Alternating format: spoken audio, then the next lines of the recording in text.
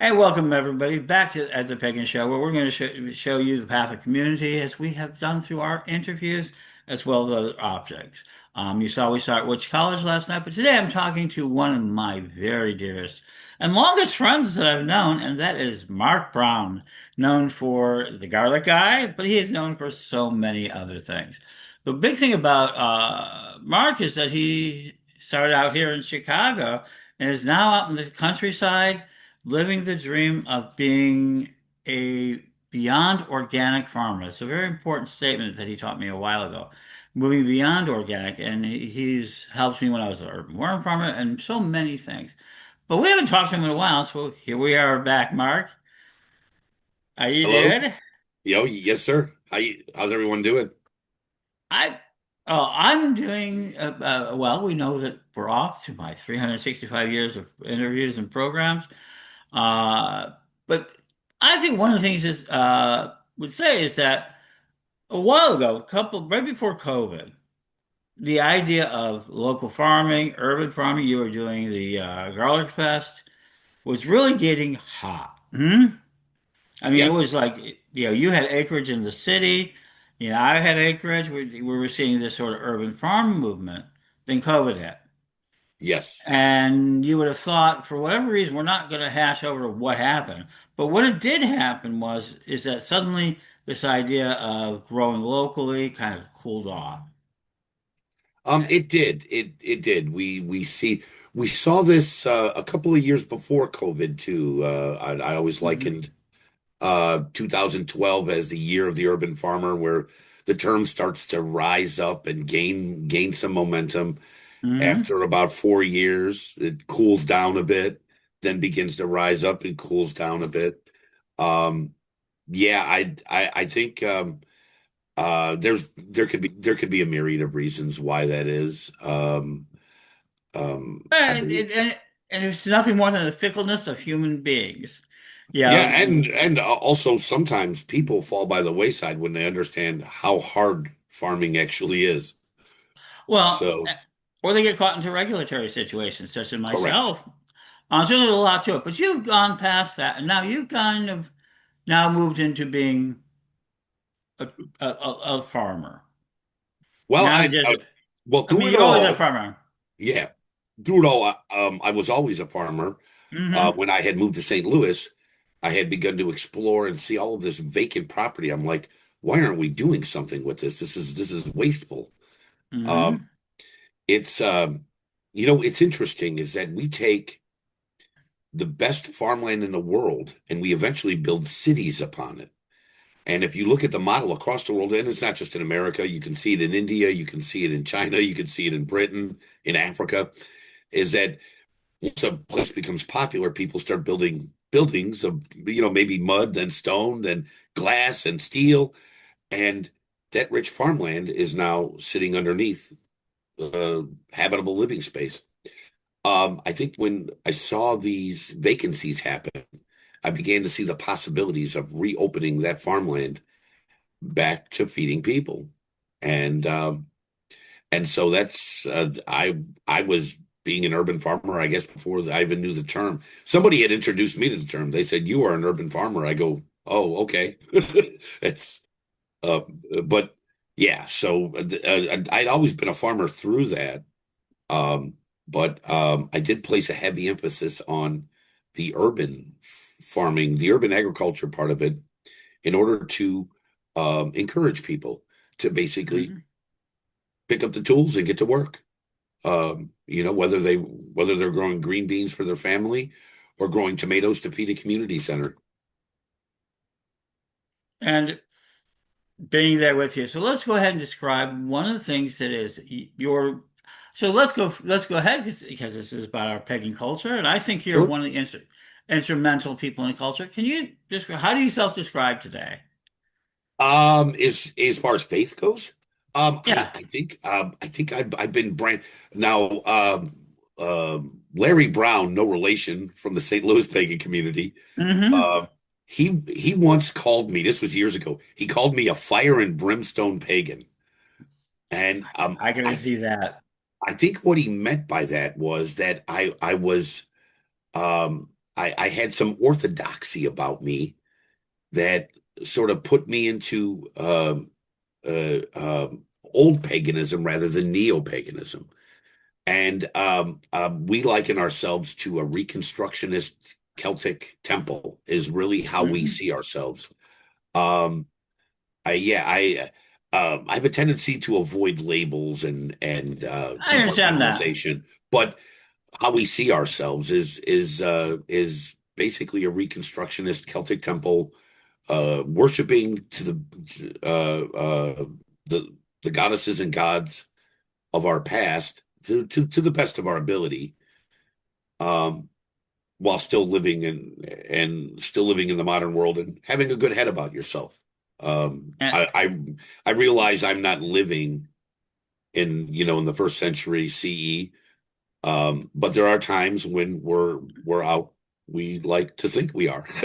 So yeah, I guess well, you were mentioning earlier, you're actually building this amazing, working with a group that's building this this first century Iron village. Iron Age Village. It's going to be a copy of Iron Age, Butler. okay. Yeah, it's going to be a copy of Butser Farm out of the UK. What we Hmm. really want to do is we want to marry the idea of having a working demonstration platform in order to demonstrate Iron Age agriculture and the techniques. We think some of these Hmm. techniques can be utilized by your small farmer and urban farmers, even today. But Butzer had done some amazing stuff decades before in the UK, and what we really want to do is create this. It's going to be a sort of hodgepodge of Northern European Iron Age ag and living, ranging between Ireland to, let's say, northern Turkey. Um, and it's going to incorporate different kinds of building models for homes, and but through it all, the emphasis, heavy emphasis on agriculture and agricultural techniques. Um, And and that's one of the things I hear from a lot of people, regardless of their diverse culture and paganism and their diverse backgrounds, and they range from every edge of the spectrum. I mean, we see that. Is this desire to be of the land, of agriculture. How did you end up there? Because I know you as Mark, Coven Brothers, Marquee, Marky of Chicago. the You're right. Marquee, the Marquee. Yeah, you, And to know his history, he did our first tapes of our first radio shows so that we and could distribute them.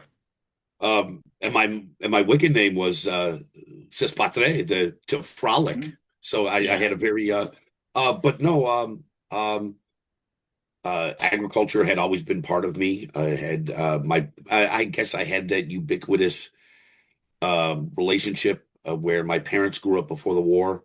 They grew up Hmm. standing in line. They grew up wanting. And, of course, I learned about this firsthand, but they always had a victory garden. Hmm. There was always some sort of food growing, food preservation going with as many mouths to feed and all of this stuff going on growing up in Chicago in the early to late 70s. It was, yeah, it was definitely um, uh, I don't know how that development happened, but somewhere along the lines, by the time I became in my early 20s, I knew I was a farmer. And that's it's very interesting. I was a Chicago boy. My dad was a Southerner. Yeah, my family had that mixed Chicago Southerner relationship. Um, and that's another time. It's one of those interesting Chicago stories of how Chicago neighborhoods affected the Midwest. Um, but because you, so not only are you got so this sort of farmer, you became something else that I think is really kind of weirdly important, and that is garlic. You Truth. collected more. You collected more garlic, different strains of garlic than anyone else. Yeah, currently right now I'm at 210 varieties of garlic. Um, and these are uh, endangered land races, just these very rare heritage garlics. What made it possible was the fact that since garlic doesn't normally breed sexually, you don't have a problem with cross pollination. So you're able to grow as many varieties as possible close up together one another, Hmm. and not lose um, not basically lose the old strains themselves. So So this is like a that enabled me to do that. So so that's uh, compared like to tomato. If you grow one tomato row and then it's a different tomato row and then a different tomato row, somewhere along the wires you're going to have this sort of hybrid hodgepodge, right? through open pollination, correct? Yes, Right. sir. Yes, sir. And so when you're talking about heirloom seeds and other things, it's things that are in controlled environments into the sense of pollination and things like that. Yeah, Hmm. garlic stopped actually reproducing about 2,000 years ago. So uh, uh, we can actually make true seed from it today. It's very difficult. It's very hard. I'm one of the few people on the planet doing it. I Hmm. don't know. I think there's probably a few dozen of us actually, but um, it's for the most part, garlic is when you plant garlic, you're cloning. You're actually you're planting the clove, and it's a clone of the mother plant with some minor genetic drift that happens along the way. There's always genetic drift across all living species on this planet, and over the tens to hundreds of thousands of years, garlic is no exception to that. It will eventually slightly change to be different than that mother plant, but for all intents and purposes, it is a clone. There And you so, go. yeah, I just got started in that, and then recently, I have to inform you, Ed, that Mark Garlic has been superseded by some of the local people. Have been calling me Marky Mistletoe Okay. because I've been growing mistletoe here. Hmm. And so, yeah, and it first started when I first moved to Bourbon. Um, Hmm. I would bring mistletoe to the local businesses, and basically, I remembered mistletoe growing up. It was hanging in our houses for the holidays, the Hmm. kissy kissy underneath it. Everybody had it. You could see it in Venture and in Turnstile and all these stores uh, Hmm. long ago. And I'm dating myself, of course, by mentioning Venture in Chicago. But you'd see the boxes of mistletoe. Ben Franklin, that store, if anyone remembers that, you'd see the mistletoe boxes on the shelves, and we don't see that anymore. So, but anyway, I actually started growing it. This is part of the another step of the Iron Age village. I actually Hmm. started it a few years ago, and I began growing it here as soon as I moved here. Um, so yeah, that's And been a new uh, development with my nickname. So I figured I'd put that in there. oh, absolutely. It shows you that you can make a living, a good living. Maybe not an easy one, but a good living by being a conscious, organic, beyond organic. I want you to explain what that means. Farmer that really Well, was does it help it. beyond organic is a term that was coined by Joel Salatin. I believe it was coined by him. If not, it was mostly used by him, and that's where I basically stole the term from. Um, it tried to get away from those people who grew naturally but didn't want to become certified organic and get in bed with the government. Um, they were being persecuted at times for using the word or term organic. And basically, some people were saying, well, that's a government term. You have to be certified organic to use organic, which actually isn't true. The government owns the term certified organic. That's theirs. So, anyway, to get around this, Joel Salatin started promoting Beyond Organic. And it goes back to um, some practices of some organic growers that do not want to become Mhm. certified are actually more cleaner, um, uh, uh, more environmentally protective than some of the practices from people who are certified organic. Now, having said that, I have friends who are certified organic. I support them. I support them in their system. But I've chosen not to become certified. Mhm. Uh, and it's my choice. It's it is what it is. But I've been known to buy certified organic food. Actually, my son is a fan of these lollipops that are absolutely awesome. I eat a lot of them myself too. Um, and they're certified organic. I have nothing against certified organic, but it's a choice matter. So people should be allowed to have the choice uh, of that. But anyway, Beyond Organic was just a platform of promoting your food locally. Um, Hmm. that just meant that you had you were you were conscientious of raising your meat ethically, so to say, or your vegetables within an environmentally um, um, protective manner. Is the fact that you're not promoting erosion. So, I'm virtually no till. There is some tilling that I'll do, um, but and you have some this is amazing machines to do that too. I've seen the old-fashioned machines that you use, some of the seed wheels, and could yeah, you so let me go ahead and bring this. So people who are talking about it. So you mentioned certified organic, and you hear me advocate all the time. You may not like the government regulations that we sometimes have to obey. So get in there and you can try to change them. But if you want to sell to the markets, you have to follow the rules. And correct. that's all to it. So people who really want that understand they have to follow those rules to get into the more main markets. Your model is very much you go straight to the consumer. You're like to the restaurant, to the consumer, right? Yes, I basically go straight to the consumer. We built a following where um, Hmm. there were like maybe it was about I want to say it was a little bit more than a decade ago.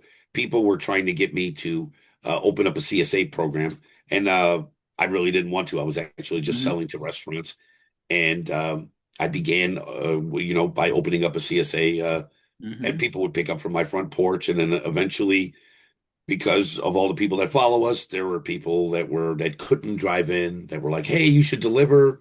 Eventually, I moved into a delivery platform where and this was all out of the Facebook groups. I used Facebook groups to Hmm. organize my customers, and I would put up an order.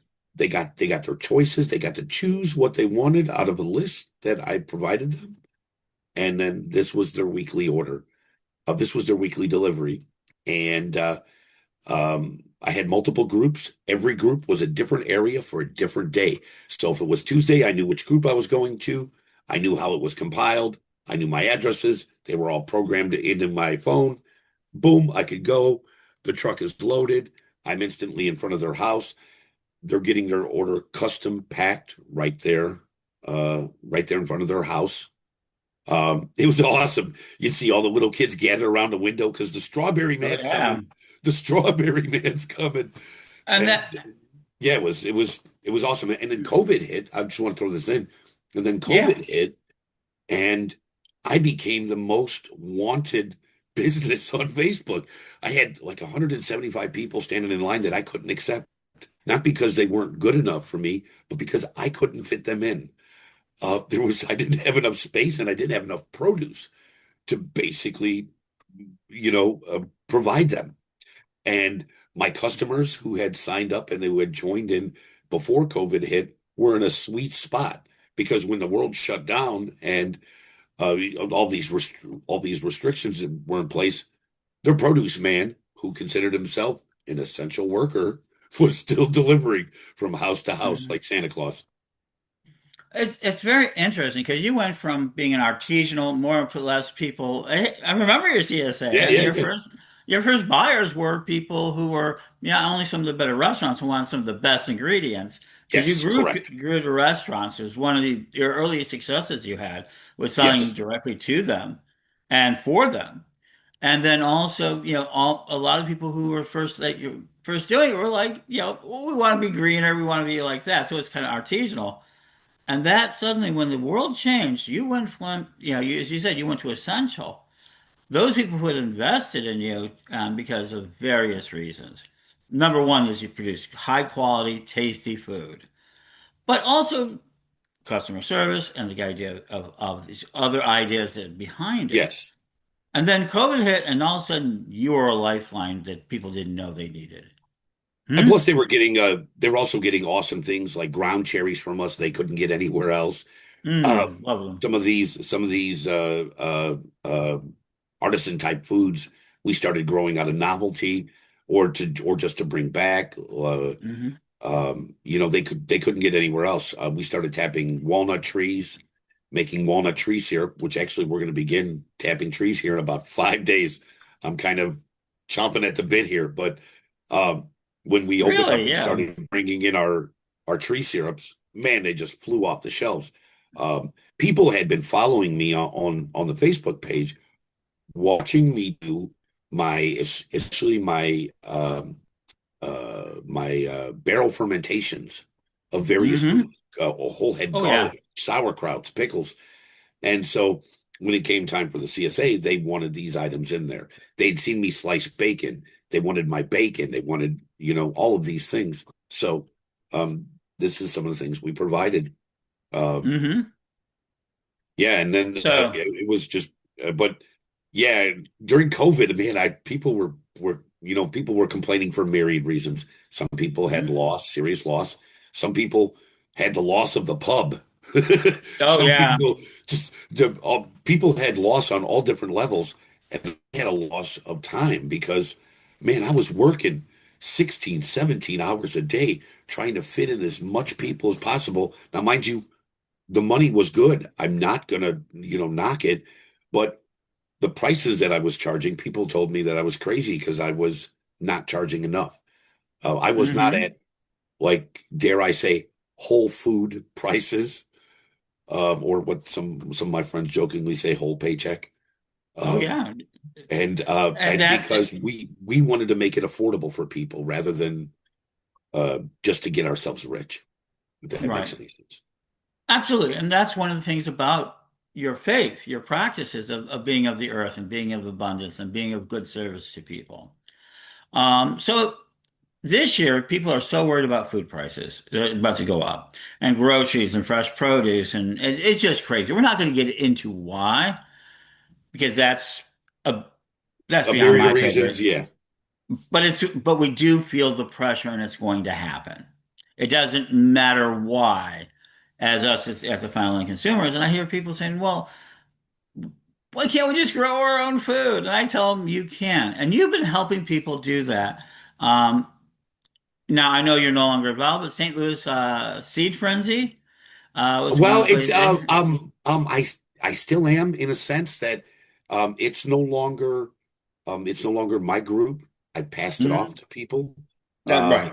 Yeah, and I was taught something that I thought was ludicrous when it was taught to me, and I think it's the most wisest thing. It's create something to near completion and give it to other people to take full credit for it.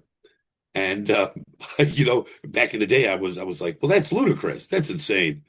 And now I'm thinking, it's it's it's Hmm. awesome. It's their group. They've taken it farther than I could have ever have taken it, just due to time.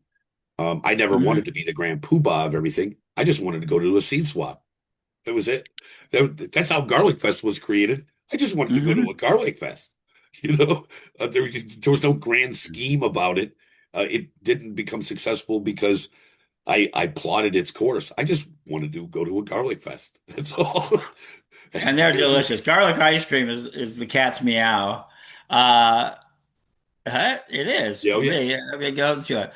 Um, So the side by side for me and Mark is that we started out in the same sort of coven, sort of yeah, oh yeah. seeking the world, and then years later, after long heaping into permaculture, I became a worm farmer, industrial worm farmer for seven And we years. found ourselves on different aspects of the same And, thing. Yeah. And, it was like we were destined to walk these paths alone, separate, and joined later on in the future somewhere.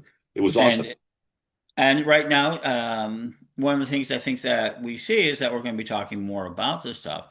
Is that how do you recommend people just growing things this year, just to get them started, just to break the ice?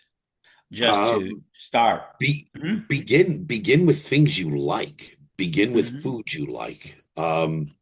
Try not to um, try not to bury yourselves in too much work. For the novice beginning farmer, there are people who want to go head over heels over things, and that's great. I do it. My farm should be called Head Over Heels Farm.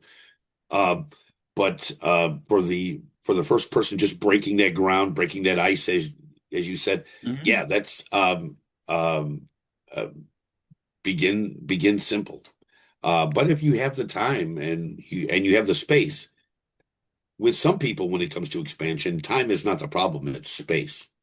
Hmm. So you might be trapped in an inner city environment where you've got a concrete backyard and you can only grow some tomato plants in buckets on your porch, um uh, or maybe join a local community garden, um and be active there. That's how I began in St. Louis. I had closed a Hmm. farm in Livingston County and moved to St. Louis, and 6 months later I'm like, I miss agriculture, and I joined a community garden. Before I knew it, within months I was hook, line, and sinker, full blown.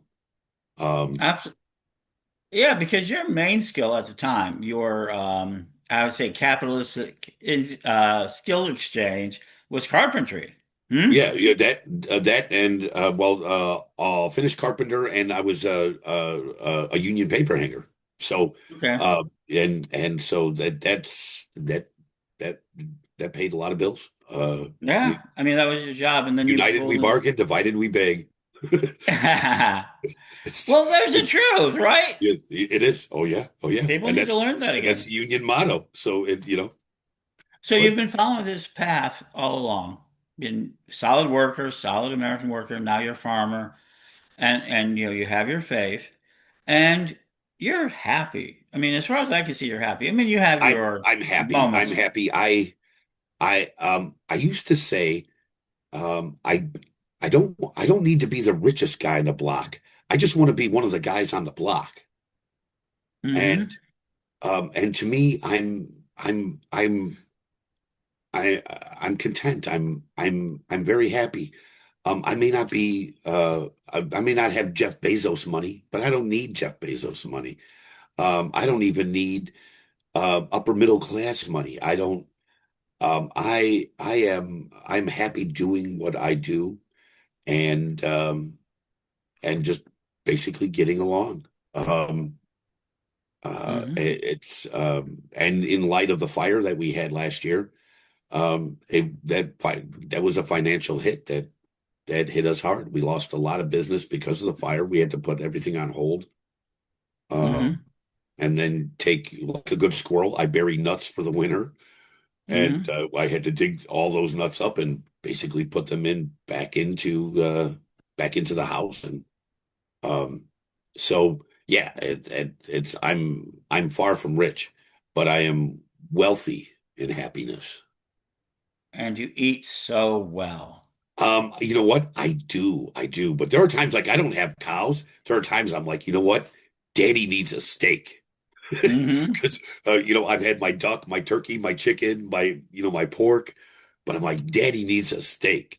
So, but yeah, from a from an all-inclusive kind of thing here, we Hmm. are our own grocery store. I've got I've got a root cellar about as far as the crow flies from this room, probably about maybe 1,000 feet, filled with produce.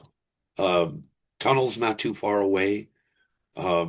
The freezer's full of food. And you We're have meat we're happy. hanging.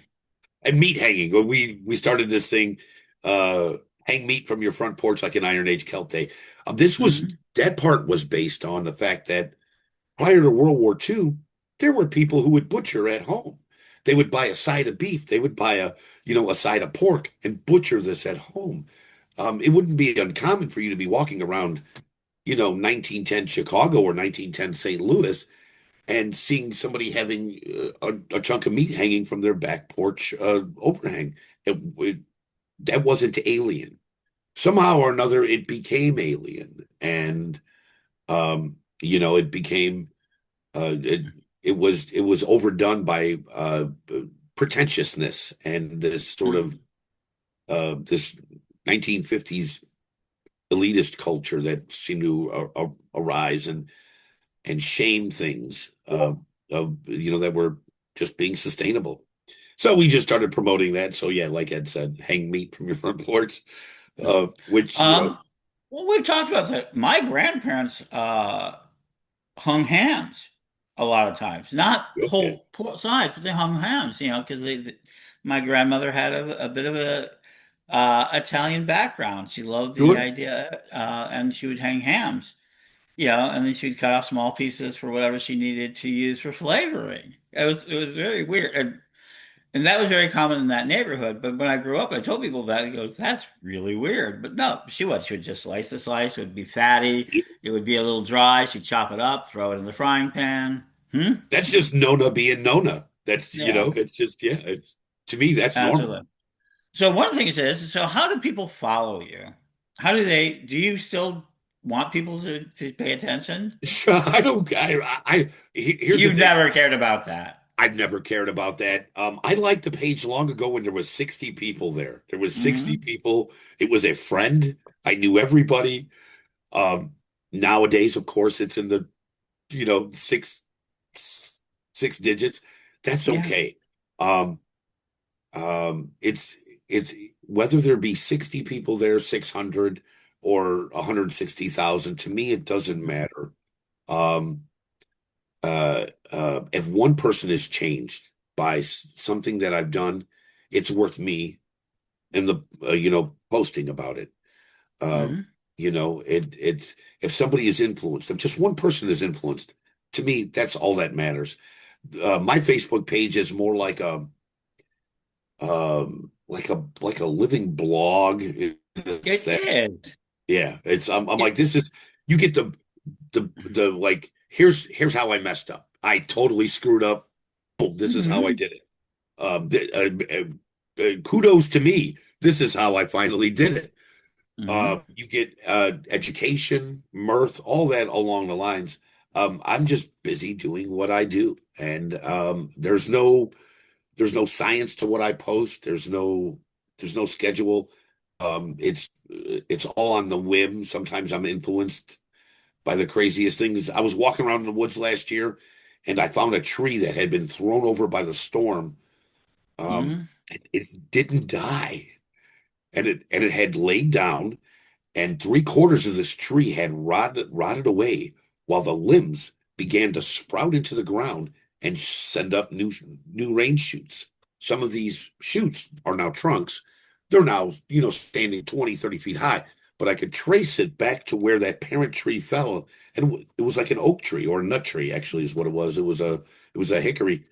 And I'm looking at this thing going, this is amazing. And I did a video and I did a post and I talked about it for hours on Facebook, just about how this tree endured a calamity and survived. And so, yeah, so what I post can be influenced by all sorts of things. Whether there's last year, a Hmm. massive horde of dragonflies appeared in the backyard. There was there was tens of thousands of them. I'd never seen so many before, and I was like, "Where did these guys come from?" Hmm. It's things like that. I'm amused Gateway by. Garlic Farm. Check it out on Facebook. You want to follow it. It is amazing. You're right. And you have bring a certain authenticity. Been my friend for years. We're gonna get, we're always seem to be in and out. I'm starting Witch College, which is going to have a very large permacultural aspect in Markey. Awesome. And I actually, the awesome Mark Brown, agriculturalist who actually has grown his own artichoke for St. Louis, spread it out. So to There's, survive in there, huh? yeah, yeah, oh yeah. And I think one of the leading permaculturists, I guess you would say, one of the leading farmers and he's an individual for you today as a Zier, as who says, I want to go get back to the farm. I'm in the city. Mark has shown us a way to do that. He's happy to share that, but it is possible to be a farmer in the city and it is possible to become a farmer that is successful in a city and then Truth. become successful out in the countryside. The biggest thing that I've learned from Mark is that, and I'm going to give him the last word here, but the biggest thing I learned from Mark is that you're not growing just for yourself. You're growing for the community around you. And if you're trying to make it into big money, there's a lot of ways to do it. We're not going to talk about that. But if you really just want to be happy and have pocket money and more, then just you have to serve your community. Hmm? Truth. So, any last Um, words on this? and I would like to add to what you said that they Hmm. believe in themselves. Right. Yeah. To just believe in yourself. Do not think that you can't do it Hmm. because you can. Um, there's yeah, there's that was that what was that called in the 70s? Wishcraft.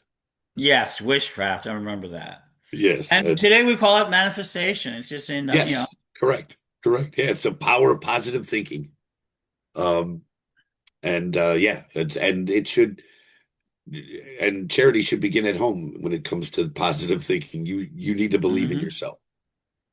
And so many people have a tough time with that. Well, thank you, Mark, for being with us today. Thank We'll you, be Ed. It's always a pleasure. And I hope it's going to be a lot sooner because we're going to be start talking about the community and what we need to do. And as questions come up, Mark is one of my go-to experts in everything in everything in this sort of tight agriculture. When we get the Iron Age Village coming up, we'll give you guys live virtual tours through it. And so, Absolutely, absolutely. So yeah. we're going to have a great time this year. Uh, so thank you, Mark, again. And Blessings, you guys stay warm out there. and we'll be back with another episode tomorrow. Blessings. Witchcollege.com. Check it out.